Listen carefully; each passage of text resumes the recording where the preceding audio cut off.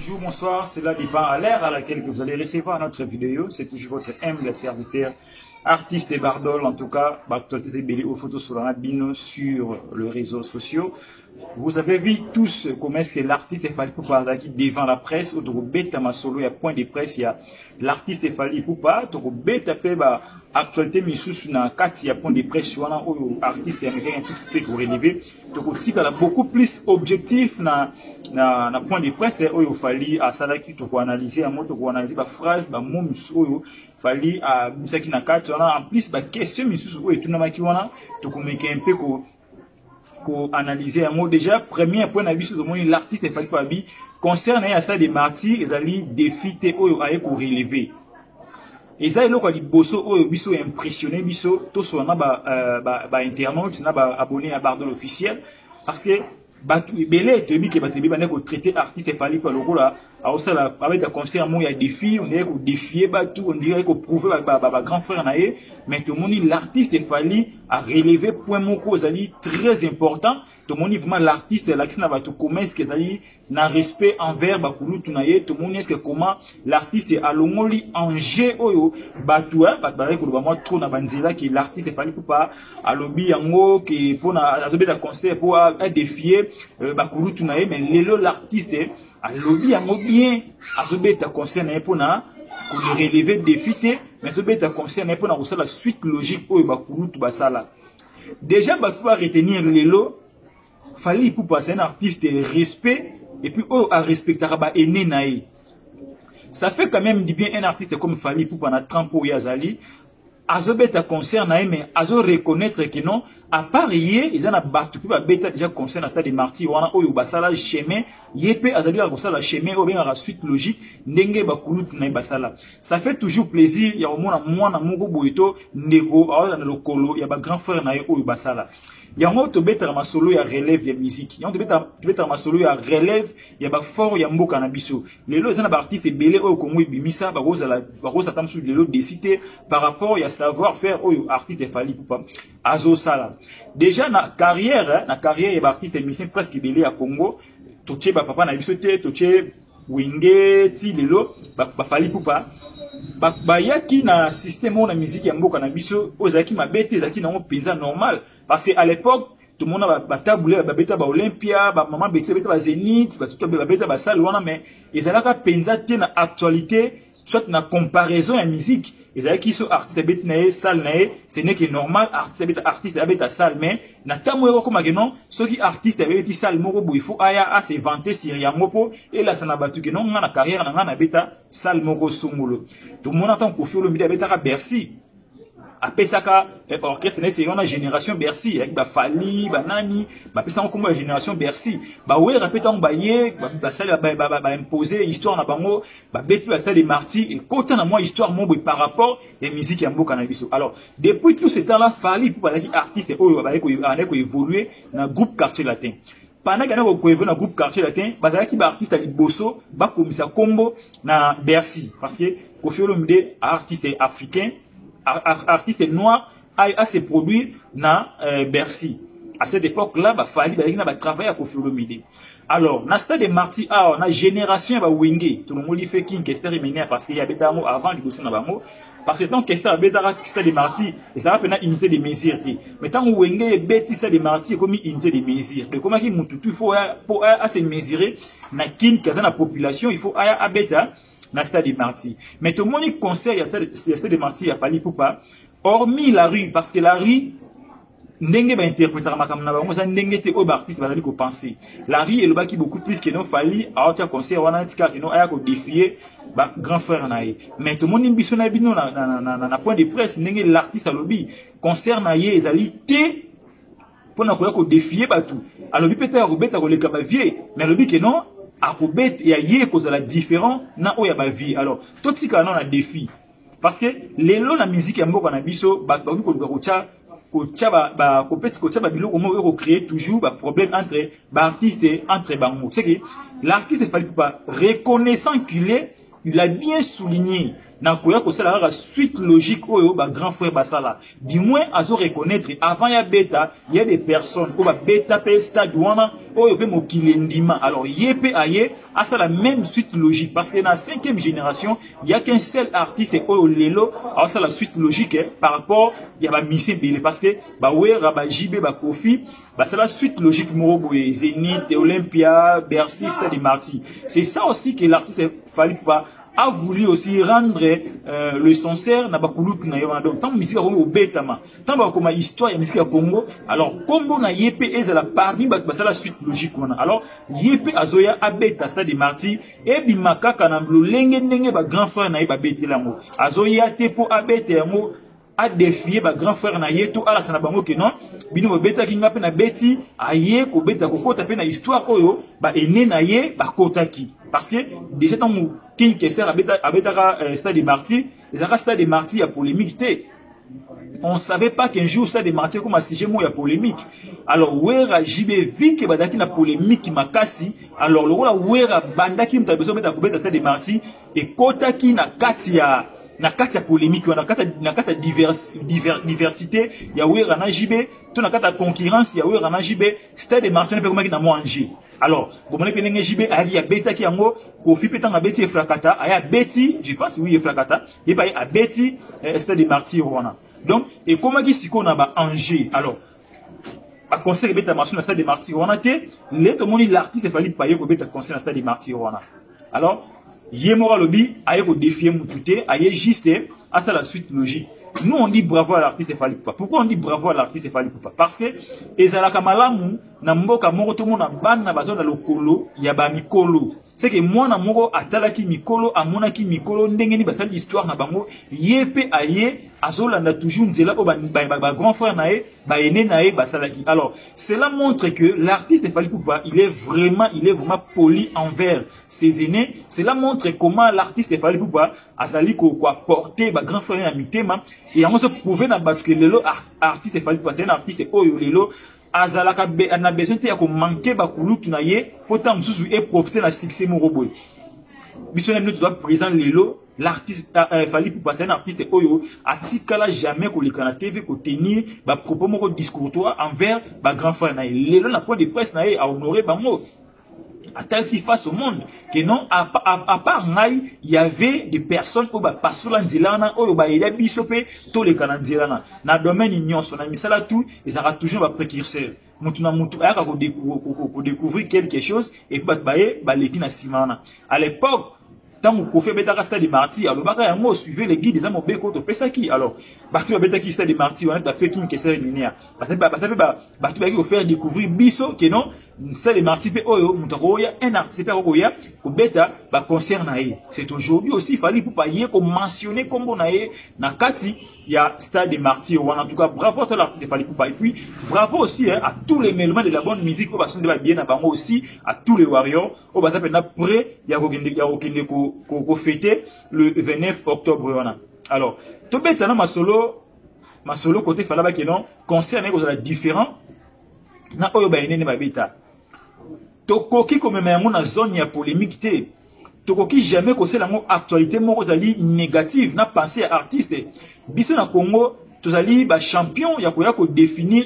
ba makanisi ya mutu oyo zali ya yete c'est que mutu lobi quelque chose mais mutu so aye analyser yango na ndenge na ye to pekisi mutu analyser te analyser oui c'est bon mais na bango beaucoup plus soko za ko analyser faut tika na ba fait soko tika na ba fait te ko risquer tant osala analyse na o e ko bima on dit ozali osala analyse moko ya mutu mabe l'artiste a si bien dit concert na ye ko sala différent na oyo ba enene ba beta alobi te concert na ye ekoleka oyo ba enene na ye ba beta atika ko ba yangote na première partie émission na biso to ba kango à reconnaître d'abord ba tout ba beta déjà wana yebe a la suite logique de ba ko ba vina ba beta alors ye a ko ba boy na tour na ye a ko sala un tout petit peu concert na différent na ba kurutu na ye alors différence les années déjà les lots différence des artistes na biso chacun de nos artistes a la particularité na ye chacun de nos artistes a la particularité na ye king keser menea a la particularité na ye a le lenge na bête la musique na style na ye au que non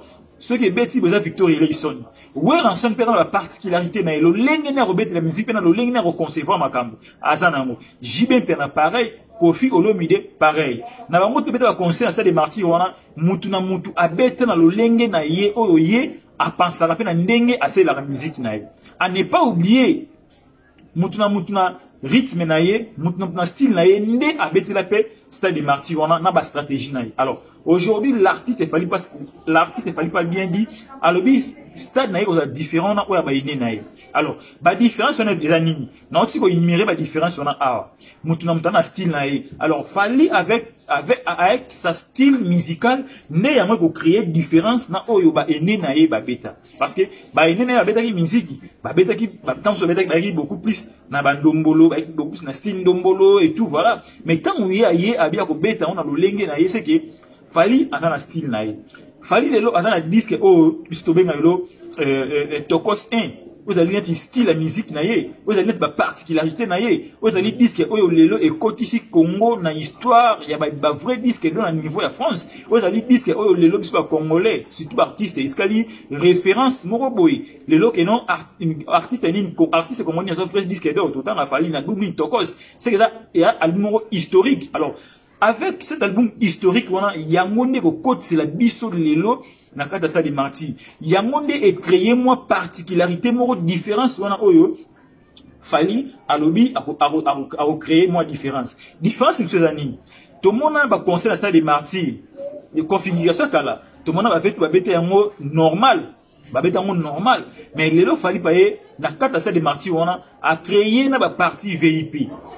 A créé ma partie VIP et puis à Bakissi et logo mon boitam oyo à l'époque ils allaient tenir Bakissi à moi parce que à l'époque tant que fait un concert dans la pelouse naturelle alors les lots fallait pas natanaye ils ont la pelouse synthétique où il faut qu'on protéger tout le monde na concert naye on a une particularité on a indiqué par rapport à concert fallait pas tout le monde a concert naye peut-être on va interdire na gazon té ndenge basalaki na wenge PCG bon chic bon genre. Mais si l'artiste ne fallait pas, attendez que yé à se communiquer bien avec warrior na yé, abimisi mon moi semi gazon synthétique pour protéger pelouse et permettre ba warrior bazana yé à commettre d'accord pendant ce que yemba base la vraiment même inspiré ba warrior na yé.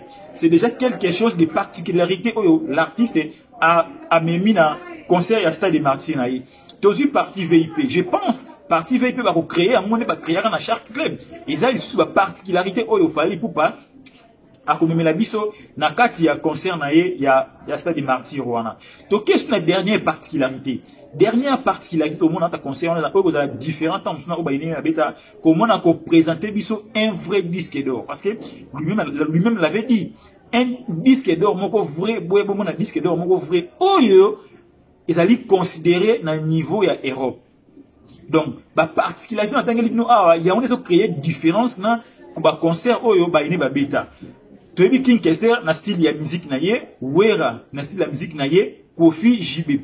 Fali pe dans la style na ye oyo ye abeti la kana nenga façon façon nenge ayi nenga concevoir image na ye et puis nenga akomemela biso na concert wana. Ba différence na mo ya mo. Alors batuba ya ba définir te oyo fali alobi te on va définir ya mo. J'ai vu beaucoup de personnes qui ont traité Fali orgueilleux par rapport à différence. Oh, il y a le bic qui est la différence.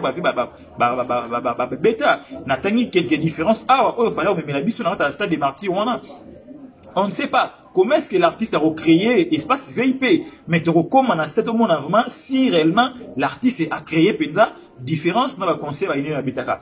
Déjà sur le plan musical, différence c'est ça là. Déjà sur le plan spectacle, différence c'est ça parce que artiste a un spectacle a présenté un spectacle naïf. Fali pendant le lengue naïf oyo a présenté un spectacle naïf. Déjà la différence il y a moins oyo biso tout monde.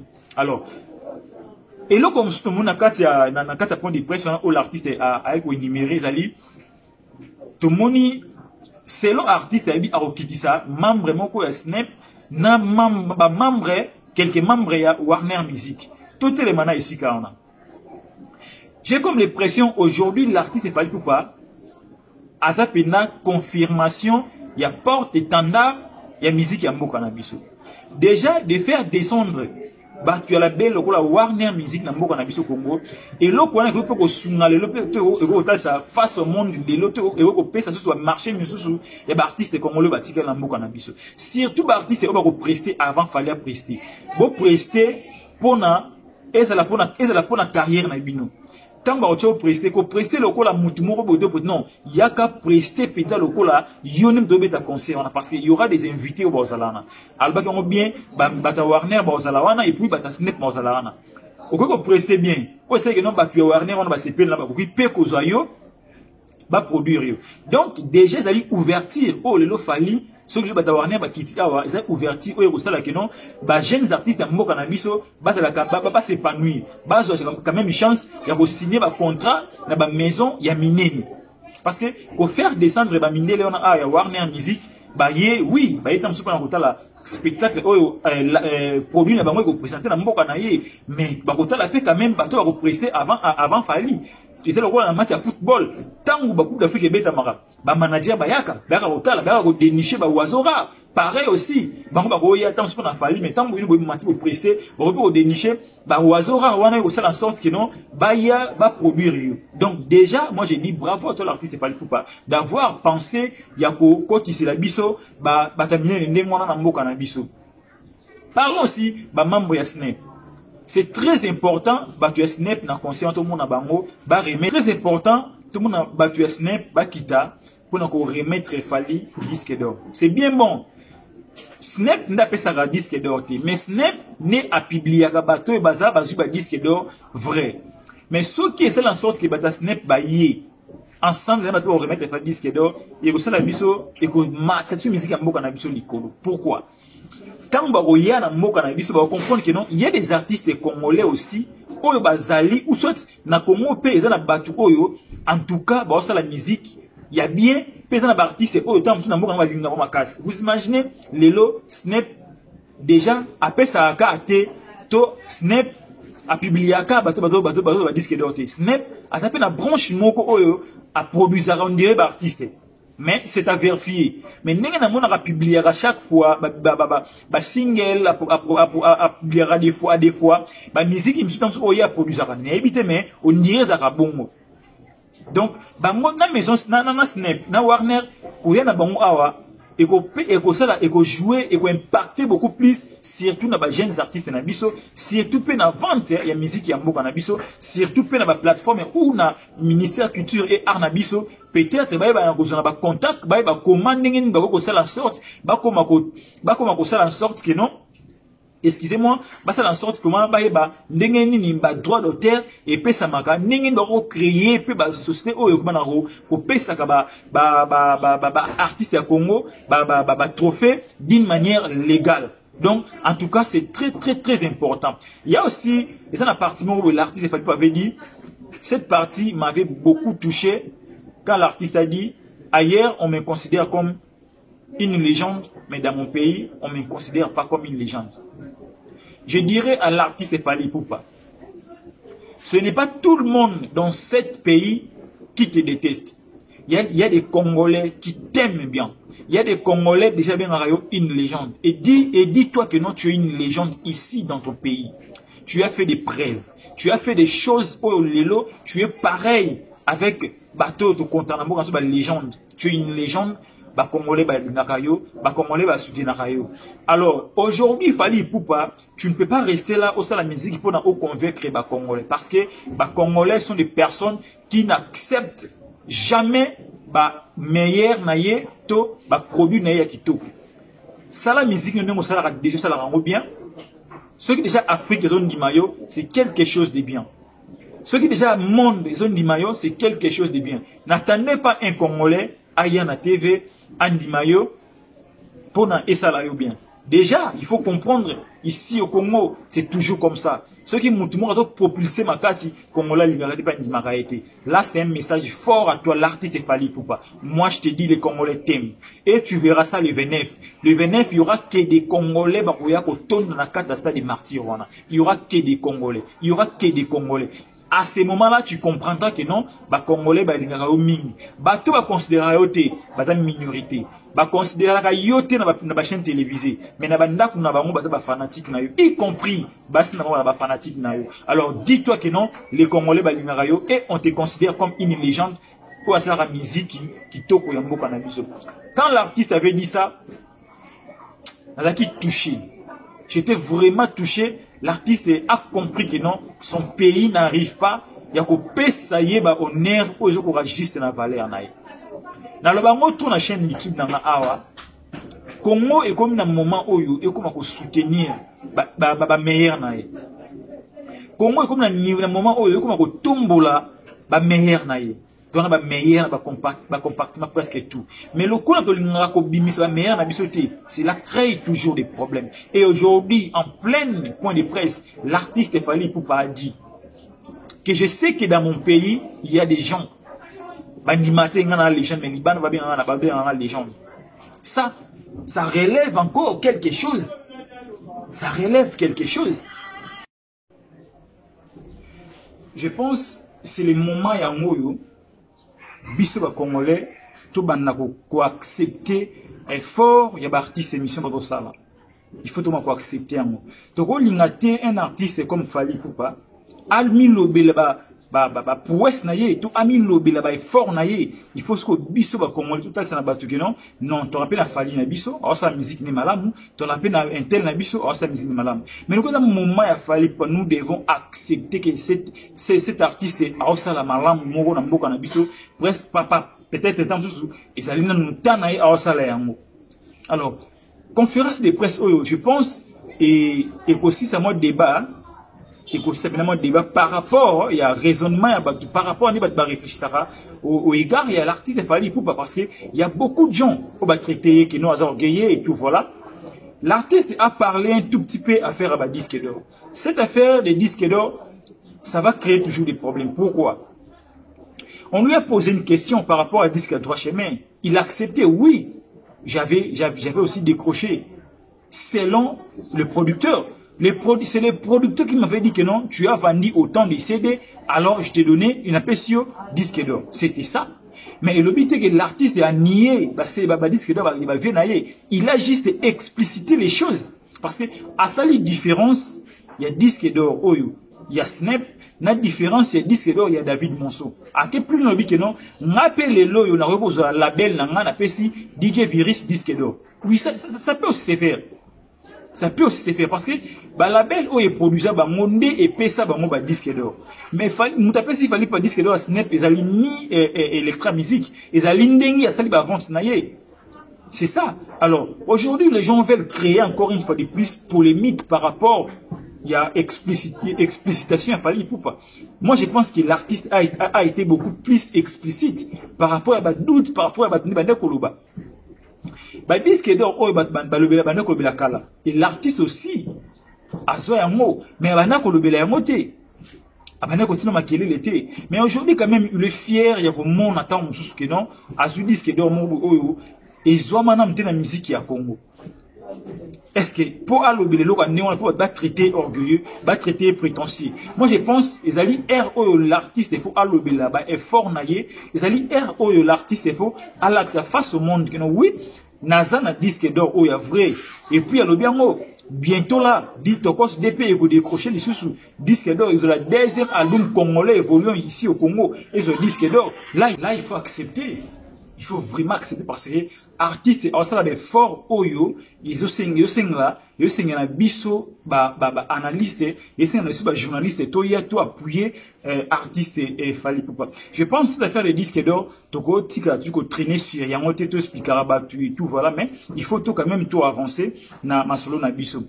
Alors j'avais aussi aimé peut-être question à Ken Piana ou peut-être na to me un peu éclaircir monde par rapport à billet oyo bralma isombi si bras Congo isombi. Les gens doivent savoir partout dans le monde sponsor tanwaye na iloko moko songolo ataka toujours coup de pouce na.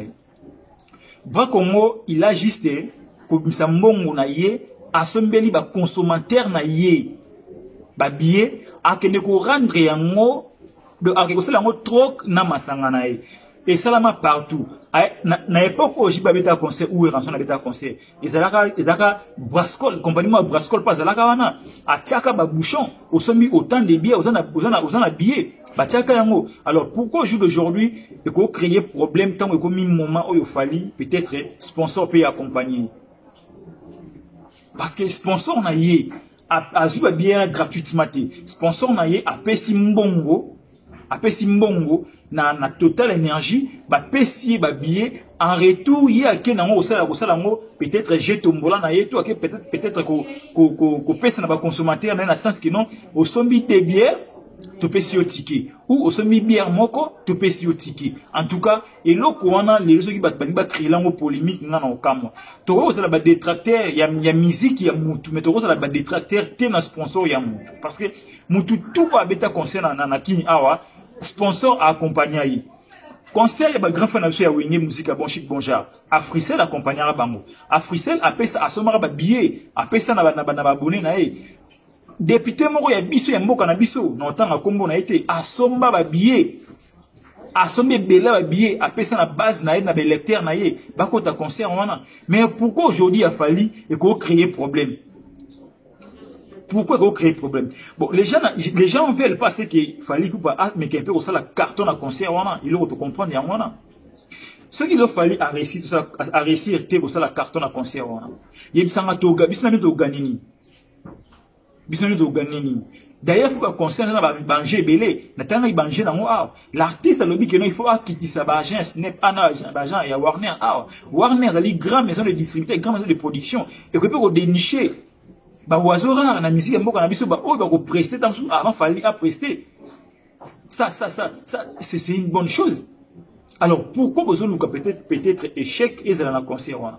Moi je pense qu'aujourd'hui nous les Congolais nous devons être fiers quand même ya ko booster ba oiseau rare ya mboka na biso ya ko booster ba meilleur ya mboka na biso. Moi je suis fier ya aux Congolais parce que so sali tout moro libanda. J'ai eu l'occasion que quelque part non, nazali Congolais oya Kinshasa, batuninga biozali Congolais oya Fally Ipupa. Donc nazaki fier ya goyisa na tukeno oui, je suis Congolais de Fally Ipupa. Alors, pourquoi tu rolinga ba œuvre ya ndeko na biso na tu es artiste na de lobiso, tu me kato finir. Je pense bitumba oyo bazo nga bunsa Fally lelo. Il y a des artistes congolais derrière Makambo. Il y a aussi des mécènes derrière Makambo. Au besoin de créer une image moko ya bien té na concert où il a fallu pourquoi.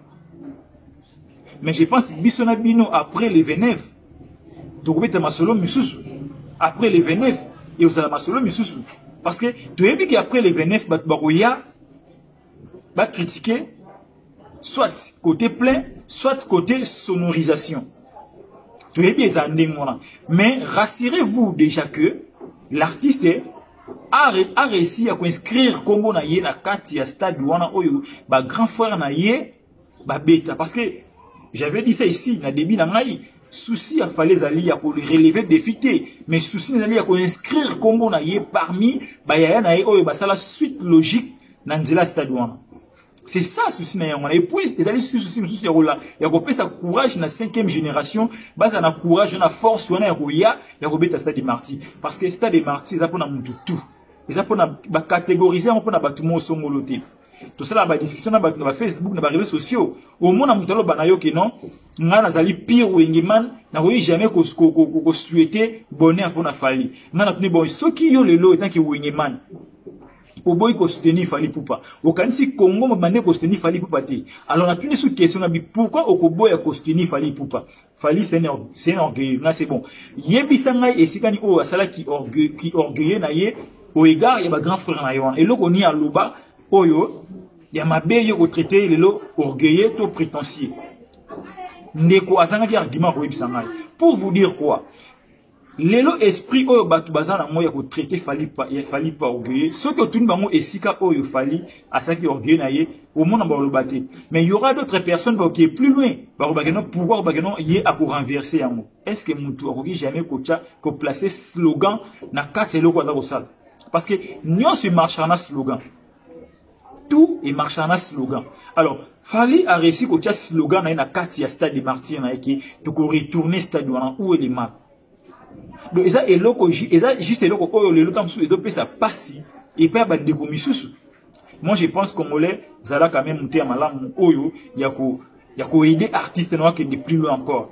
Alors et loko misusu et loko sous autre son a bien nous ali double stade de martyr. Ya.